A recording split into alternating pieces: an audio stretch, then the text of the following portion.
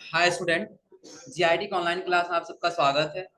और आज की क्लास में जानेंगे सिंपल जनरल एंट्री के बारे में। क्योंकि ध्यान रखिए, पिछली क्लास हमने आपको कुछ ट्रांजेक्शन बताया भी था पीछे। ये एग्जाम्पल के तौर पे हम आपको 4 ट्रांजेक्शन बताए थे और इसी के बेस में आप लोग को 4 ट्रांजेक्शन देते जो सॉल्व करके लाना। आ रहा समझे ना? समझ लीजिए कि कौन सा ट्रांजेक्शन कैसे सॉल्व किया जाएगा। तो सबसे पहले ध्यान दीजिए कि यहाँ पे पहले कह रहा है क्या, अशोक कमांड्स द बिजनेस। कि अशोक क्या कर रहा है, ये बिजनेस स्टार्ट कर रहा है।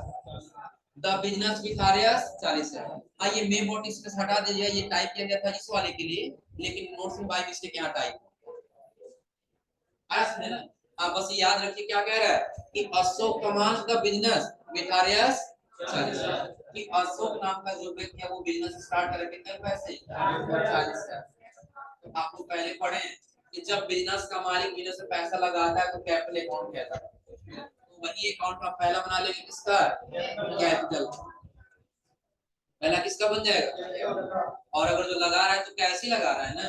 दूसरा बताए तो दूसरा किसका बन जाएगा, कैश। अकाउंट पहचान ले जाएंगे ना। अब ये पहचानने के बाद से आपको सिंपल बस क्या करना है, अब ये पहचान कर लेना है कौन किस अकाउंट में जाए।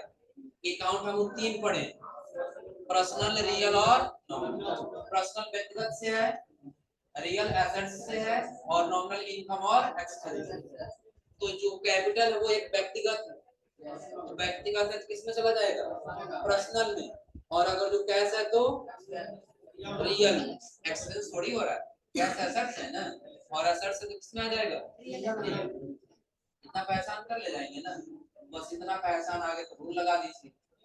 पर्सनल का रूल है कि पाने वाला है तो डेबिट और देने वाला है तो रियल का रूल है, यदि बिजनेस में आता है तो डेबिट और यदि बिजनेस से जाता है तो क्रेडिट। ये पढ़े हम लोग ना, इतना तो याद रहेगा ना। तो अब ये हमारा कैपिटल क्या कर रहा है, देने वाला है कि पाने वाला, देने वाला हो रहा है ना। नहीं, अगर जहाँ पे ट्रांजेक्शन समझाए ना तो आप खुद के ऊपर ले लीजिए, ट्रांजेक्शन को अपने ऊपर ले लीजिए, अपने आप समझ आता। आप अपना नाम लगा दीजिए, कमांड का बिजनेस, यानी हम अपना बिजनेस स्टार्ट कर रहे हैं तो बिजनेस अपना पैसा पहले देंगे ना। हम देने वाले कि पाने वाले, देने वाले। तो जब देने वाले होंगे तो कैपिटल के अकाउंट क्या हो जाएगा, और जब दे फिलहाल बिजनेस पैसा वो आ रहा है अभी ना, तो जब बिजनेस में आएगा तो क्या कहलाएगा, डेबिट। पहला समझा कैसे हुआ है, इतना क्लियर है ना। दूसरा देखिए क्या है, यहाँ पे bought furniture for business by paying cash. एक फर्नीचर खरीदना बिजनेस के लिए और किस माध्यम से, वीडियो पर ले लीजिए। हम गए थे पड़ौना की दुकान पे एक फर्नीचर खरीदे हैं, कितने का, 10,000, अपना बिजनेस चलाने के। मान लीजिए कि हमारे पास फर्नीचर नहीं था मेज वाला, हम चले गए पड़ौना की दुकान पे 10,000 का सामान खरीद के लेकर के, वहां पे किस माध्यम से पैसा दिए हैं, क्या खरीदे हैं, फर्नीचर। सिंपल है, फर्नीचर खरीदना कैश के माध्यम से, दो अकाउंट बन गया। पहला कौन सा, फर्नीचर, और दूसरा किसका, फर्नीचर एसेट्स है तो किस अकाउंट में, रियल। कैश भी एसेट्स है तो दोनों रियल का है। और रियल का रूल क्या है, बिजनेस में आया तो डेबिट और जाए तो क्रेडिट। तो अगर जो खरीदने गया तो फर्नीचर आ रहा है कि जा रहा है, आ रहा है ना। जब फर्नीचर आ रहा है तो क्या हो जाएगा, क्या हुआ, हाँ, कैश जा रहा है बिजनेस से। तो कैश जो धन वस्तु बिजनेस से जाता है उसको क्या करते हैं, जब कोई धन वस्तु बिजनेस से जाता है तो क्या करते हैं, क्रेडिट। और जब कोई धन वस्तु बिजनेस में आता है तो डेबिट। तो फर्नीचर हमारे बिजनेस में आएगा ना, तो आएगा तो इसके अकाउंट में क्या कर दिए। अब फर्नीचर लेके आए उसके बदले हम कैश दे रहे हैं, आया समझे ना। तो कैश हमारा क्या हो जाएगा, कि कैश जा रहा है तो फर्नीचर, और क्लियर हो रहा है ना। अगला ट्रांजेक्शन देखिए, कह रहा है sold goods to TT traders on credit of RS. कि आप अपने ऊपर ले लीजिए कि आप क्या किए, सोल्ड किए, बेचे हैं टीटी ट्रेडर्स से ऑन क्रेडिट, यानी कि किससे बेचे हैं, टीटी ट्रेडर्स से कोई गुड्स बेचे हैं, किस बेस पे, उधार बेच। आप लोग पिछली क्लास में बताए थे कि अगर जो आपका बिजनेस है, आपके यहाँ कोई कस्टमर आता है कोई सामान खरीदने के लिए, आपको कैश पैसा दे दिया, बैंक से ऑनलाइन ट्रांसफर करके चला गया तो आप उसका नाम नहीं पूछ सकते, ये है ना। लेकिन अगर जो कह रहे कि हम 2 दिन के बाद पैसा देंगे तो आप उसके नाम जरूर पेन पे नोट करें। तो यहाँ पे क्रेडिट दे दिया तो किसका अकाउंट ले लेंगे? और क्या कर रहे हैं? स्टोर यानी बेच रहे हैं ना। तो अगर यहाँ पे दे दिया होता कंप्यूटर, हम कौन से अकाउंट लेते? कंप्यूटर। लेकिन अब ये नहीं बताया कौन सा गुड्स बेच रहा है, बस ये कह सोल्ड गुड्स, आप गुड्स बेच रहे हैं। तो बताए थे कि जहाँ पे सोल्ड गुड्स हो वहां पे सेल्स अकाउंट लेते, और जहाँ पे परचेज गुड्स हो वहां पे परचेज अकाउंट लेते। तो यहाँ पे जब सेल किया जाता है तो पहला अकाउंट किसका? सेल्स। किससे? टीडी ट्रेडर्स से। तो वैसे बन जाएगा पहला हमारा टीडी ट्रेडर्स और दूसरा किसका? सेल्स। सेल्स किस अकाउंट का है? नॉमिनल। और टीडी ट्रेडर्स नॉमिनल का क्यों चला जाए? क्योंकि इनकम और एक्सपेंस से संबंधित। सेल करेंगे तो इनकम हो, सेल करेंगे तो क्या होगा? इनकम। और जब इनकम होगा तो किसमें आ जाएगा? नॉमिनल। और टीडी ट्रेडर्स एक व्यक्ति है और व्यक्तिगत खाते किसमें आ जाएंगे? पहचान कर ले जाएंगे ना। अब इसमें देखिए जो पर्सनल अकाउंट का रूल है वो, उसका रूल क्या है कि पाने वाला है तो डेबिट और देने वाला है तो अगर जो हम गुड्स बेच रहे हैं टीडी ट्रेडर्स को दे रहे हैं तो टीडी ट्रेडर्स पाने वाला हो रहा है कि देने वाला? पाने वाला हो रहा है ना। तो पाने वाले का रूल क्या है? डेबिट की क्रेडिट? डेबिट। और सेल्स किस अकाउंट का है? नॉमिनल। नॉमिनल का रूल क्या है? इनकम होगा तो क्रेडिट और एक्सपेंस होगा तो डेबिट। तो यहाँ पे सेल कर रहे हैं तो इनकम हो रहा है, एक्सपेंस हो रहा है? एक्सपेंस हो रहा है। क्या होगा? इनकम होगा। और जब इनकम होगा तो इसके अकाउंट को क्या करना है? पैसा ले जाएंगे। तो दिक्कत इसमें। अगला क्या दिया है? Purchase goods from Subhash on credit, कि अब हम सामान खरीदने गए किसके पास? सुभाष के पास। ऑन क्रेडिट किस बेस पर? उधार बेस पर। क्या किसी गुड्स का नाम दिया है? तो बताया था पहला अकाउंट किसका? परचेज। पहला किसका? दूसरा किससे खरीद रहे हैं? सुभाष। दूसरा अकाउंट किसका बन जाएगा? सुभाष। परचेज किस अकाउंट का? एक्सपेंस हो रहा है ना। एक्सपेंस किससे संबंधित है? नॉमिनल। और किससे हो रहा है? सुभाष से हो रहा है ना। सुभाष से व्यक्ति किसमें आ जाएगा? प्रश्न। इतना क्लियर है ना। अब थोड़ा सा रूल लगा लीजिए। परचेज कर रहे हैं तो इनकम होगा कि एक्सपेंस होगा? एक्सपेंस होगा ना। और ये पिछले क्लास में बताए थे कभी भी जब आप ट्रांजेक्शन करें तो जहां पर परचेज आए तो परचेज का अकाउंट हमेशा ही डेबिट होता है और सेल्स का अकाउंट हमेशा ही क्रेडिट होता है। क्यों? रीजन समझिए कि जब भी हम परचेज करेंगे तो हमारे पास से अमाउंट एक्सपेंस होगा। क्या होगा? एक्सपेंस होगा।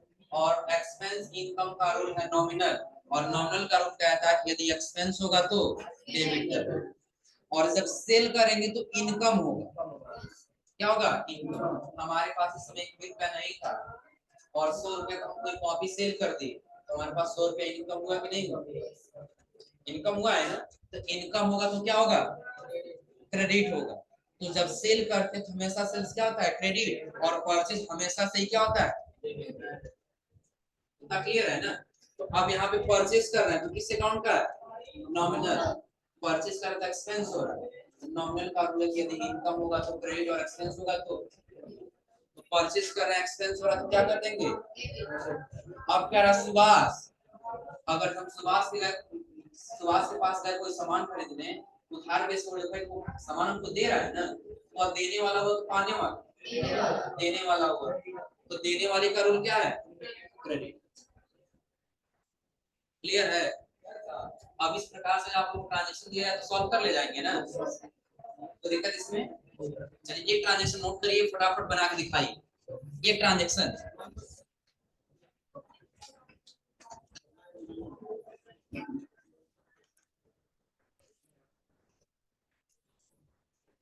नोट करिए फटाफट।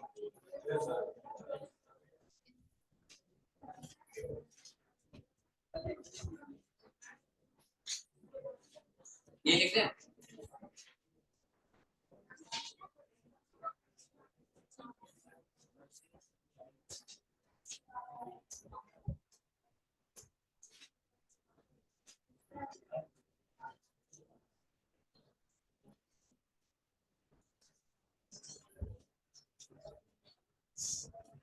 Purchase a computer from mister Vivek of RS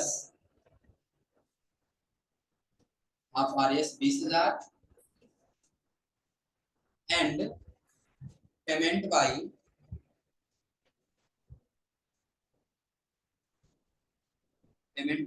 X.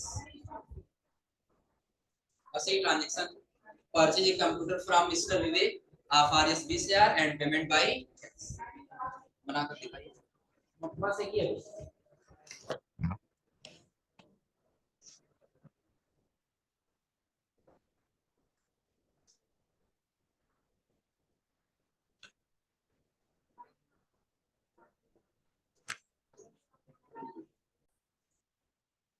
इसके पहले हम लोग पढ़े हैं कि अगर जो हम ट्रांजैक्शन कर रहे हैं और इसके जगह पे अगर जो गुड्स दिया है, क्या दिया है गुड्स, तब वहां पे कौन से अकाउंट बना रहे थे, तो वहीं हम ये भी समझाए ना, और जो किसी गुड्स का नाम दिया तो उस अकाउंट उस गुड्स का नाम ले लेंगे। तो कौन सा गुड्स खरीद रहे हैं, कंप्यूटर, तो पहले अकाउंट किसका बन गया, कंप्यूटर। दूसरा कह रहा है फ्रॉम मिस्टर विवेक, कहां से खरीद रहे हैं, विवेक के पास से खरीद रहे हैं। आप आरएस 20,000 कितने रुपए का, 20,000 का, एंड पेमेंट बाय कैश, और वही हम पैसा दे देंगे किसके माध्यम से, अगर जो कैश के बजाय पेमेंट को हटा दिया होता और सिर्फ यहाँ लिख दिया होता क्या 20,000 ऑन क्रेडिट, क्या हो जाता क्रेडिट, तो वहां पे किसका अकाउंट बन जाता, क्योंकि हम पहले ही समझा दिए हैं कि अगर जो कोई कैश पैसा दे देता तो उसका नाम नहीं पूछते, आया समझ ना, अगर जो कैश नहीं दिया है तो हम उसका नाम ले लेंगे, और अगर जो कैश दिया है तो हम सिंपली क्या ले लेंगे कैश, और अगर जो यही दे दिया होता पेमेंट बाय बैंक, तो हम किसका अकाउंट लेते, बैंक का नाम लेते, और किसका नाम लेते, तो चाहे आप कैश लीजिए, चाहे आप बैंक लीजिए, चाहे विवेक का नाम लीजिए, तीनों अकाउंट बैंक, तीनों अकाउंट हमेशा से ही क्रेडिट होगा, पहचानिए कैसे। तो अगर जो आप यहाँ पे ले लिए, सपोज कि बैंक के माध्यम से पेमेंट किया, तो यहाँ पे क्या ले लिया, क्या ले लिए, तो कंप्यूटर हमारा क्या है, एसेट से किसमें आ जाएगा, बैंक एक व्यक्तिगत संबंधित हो जा रहा है ना, तो किसमें चला जाएगा, कंप्यूटर बिजनेस में आ रहा है कि जा रहा है, आ रहा है तो क्या होगा, तो बैंक कैसे क्रेडिट होगा, अगर जो हम कोई सामान खरीदे परचेज किए हैं तो हम अपने फोन से पेमेंट कर दिए उनके पास जिनसे सामान खरीदे, तो अपने बैंक पैसा जमा किए थे, हमारा बैंक पैसा उनको दे दिया, तो देने वाला हुआ है ना, तो जब देने वाला पर्सनल रूल के हिसाब से तो क्या हो जाएगा, क्लियर है ना। अच्छा ठीक, बैंक के जगह पे जो कैश होता क्या होता है, तो कैश होता तो भी किस अकाउंट में जाता, रियल अकाउंट में, और रियल अकाउंट में यदि कोई धन उसकी वजह से जाएगा तो भी क्या होगा, इतना क्लियर है ना। और अगर जो यही कह दिया होता कि नहीं, ना ही कैश और ना ही बैंक है, तो किसका अकाउंट आ जाता, उधार वैसे किसका नाम आ जाएगा, तब यहाँ पे किसका नाम बन जाएगा, हाँ तब बन जाएगा विवेक, आ समझे ना। और विवेक किस अकाउंट का हो जाएगा, और प्रश्न में यदि विवेक संप्रेत देने वाला, और जब देने वाला तो क्या हो जाएगा, अब क्लियर हो रहा है ना। हाँ जो इसमें समझ नहीं आया फिर पूछ लीजिए, कौन कौन से अकाउंट बना है, अकाउंट कौन कौन सा बना है, परचेज का, और एक बार और समझ लेते हैं। सबसे पहले हमने ये बताया क्या कर रहे हैं, परचेज कर रहे हैं, एक कंप्यूटर खरीद रहे हैं, तो गुड्स क्या खरीद रहे हैं, तो पहले अकाउंट बना लिए फ्रॉम मिस्टर विवेक, किसके पास से, विवेक के पास गए थे, कंप्यूटर खरीदे हैं 20,000 का, जो हम पेमेंट कर दिए किसके माध्यम से, कैश के माध्यम से, तो हम पहला कंप्यूटर खरीदे हैं और दूसरा क्या दिए, कैश। क्योंकि एक चीज यहाँ पे समझ लीजिए, आप लोग एक पढ़े मनी मेजरमेंट कॉन्सेप्ट पढ़े हैं ना, जिसके बीच मनी इन्वॉल्व होता है बस वही ट्रांजैक्शन माना जाता है, आ समझे ना। हम पढ़ाना गए क्या किए क्या नहीं उससे कोई मतलब नहीं, लेकिन वहां जाने के बाद हम क्या खरीदे हैं, कितने रुपए का खरीदे, इसके बीच मनी इन्वॉल्व हो रहा है, तो यही हमारा ट्रांजैक्शन बनेगा, आ समझे ना। ट्रांजैक्शन क्या बनेगा, क्या है कंप्यूटर खरीद रहे हैं कितने रुपए का, 20,000 का, कितने अमाउंट किससे, कैसे। अब बनाने का तरीका समझ लिया, अगर नहीं पता है तो इसी क्लास में बताए भी थे कि सबसे पहले आपको कॉलम बना लेना, क्या बनाना है, ऐसे एक कॉलम बना लीजिए जिसमें आपका ये हो जाएगा यहाँ पे डेट, क्या हो जाएगा, डेट के बाद से आपको एक और कॉलम बनाना है, इसमें क्या लिखना है, पार्टिकुलर लिखना है। क्या लिखना है, पार्टिकुलर। उसके बाद से आपको यहाँ पे बस डेबिट लिख देना है और अगले वाले में क्रेडिट लिख देना, हो जाएगा ना। अब आपको क्या करना है, यहीं पे पहचानना है कौन डेबिट और कौन डेट। जो भी होगा डेट टाइप में, जैसे एक मई हो गया तो एक मई लिख लीजिएगा यहाँ पे, हो जाएगा ना। अब यही ट्रांजेक्शन परचेस कर रहा है तो पहला किसका बन गया, कंप्यूटर का, क्लियर है ना। दूसरा किस बेस पे है, तो अगला अकाउंट किसका बन गया, कैश, जिसमें से हम क्या कर दे रहे हैं, कंप्यूटर खरीदा तो बिजनेस में आ रहा है ना, आ रहा है तो डेबिट होगा, तो डेबिट में अमाउंट लिख देंगे कितना, 20। इतना क्लियर है ना। और यहाँ पे जब आएंगे कैश रियल अकाउंट में जो बिजनेस से क्या हो रहा है, जा रहा है, जाएगा तो क्या होगा, क्रेडिट, तो क्रेडिट में अमाउंट लिख देंगे कितना होगा, क्लियर है ना। अब इस ट्रांजेक्शन समझने कोई दिक्कत, अब कर ले जाएंगे ना। फिर ट्रांजेक्शन नोट करिए, आप लोग घर से बना के लाइएगा।